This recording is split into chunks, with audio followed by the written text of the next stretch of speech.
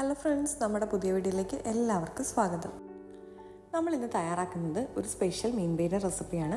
അപ്പോൾ അതെങ്ങനെ തയ്യാറാക്കുന്നതെന്ന് നോക്കിയാലോ.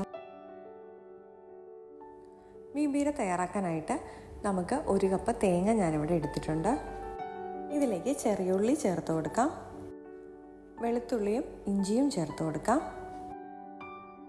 കാന്താരി അല്ലെങ്കിൽ നമുക്ക് പച്ചമുളക് ചേർത്ത് കൊടുക്കാം, മഞ്ഞൾപ്പൊടി ചേർത്ത് കൊടുക്കാം, നമുക്ക് ലേശം കറിവേപ്പിലയും ചേർത്ത് ഇതൊന്ന് അടിച്ചെടുക്കാം.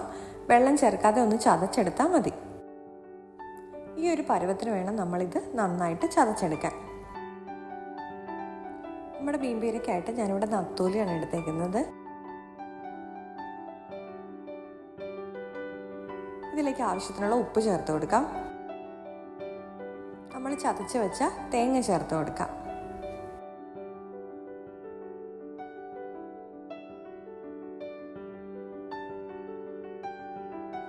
ചൂടുവെള്ളത്തിൽ ഞാൻ സോക്ക് ചെയ്ത് വെച്ചിരുന്ന കുടംപുളി ചേർത്ത് കൊടുക്കുന്നുണ്ട്.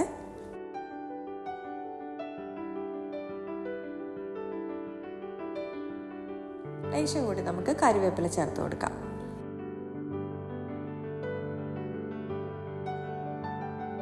ഇനി ഇതിലേക്ക് ഞാൻ കുറച്ച് ചെറിയ ഉള്ളിയും ചതച്ച വെളുത്തുള്ളിയും ഇഞ്ചിയും കൂടെ ചതച്ച് ചേർത്ത് കൊടുത്തിട്ടുണ്ട്. ഞാനിതിലേക്ക് ലേശം കാശ്മീരി ചില്ലി പൗഡറും കൂടെ ആഡ് ചെയ്തിട്ടുണ്ട്. ഇത് ഓപ്ഷണലാണ്, നമുക്ക് താല്പര്യമുള്ളവർ മാത്രം ആഡ് ചെയ്ത് കൊടുത്താൽ മതി. ഇനി നമുക്ക് ഇതിലേക്ക് വെളിച്ചെണ്ണയും ചേർത്ത് നന്നായിട്ട് കൈകൊണ്ട് മിക്സ് ചെയ്തെടുക്കാം.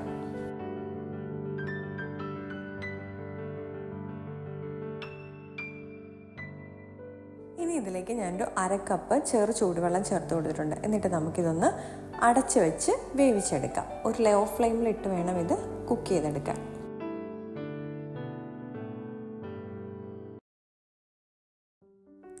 ഒരു 10 മിനിറ്റ് കൊണ്ട് തന്നെ നമ്മുടെ മീൻ ഇവിടെ കുക്കായിട്ടുണ്ട്. അപ്പോൾ നമുക്കിനി ഇതിൻ്റെ അടപ്പൊന്ന് തുറന്ന് വെച്ച് ലോ ഫ്ലെയിമിലിട്ട് ഇതിൻ്റെ വെള്ളം ഒന്ന് വറ്റിച്ചെടുക്കാം.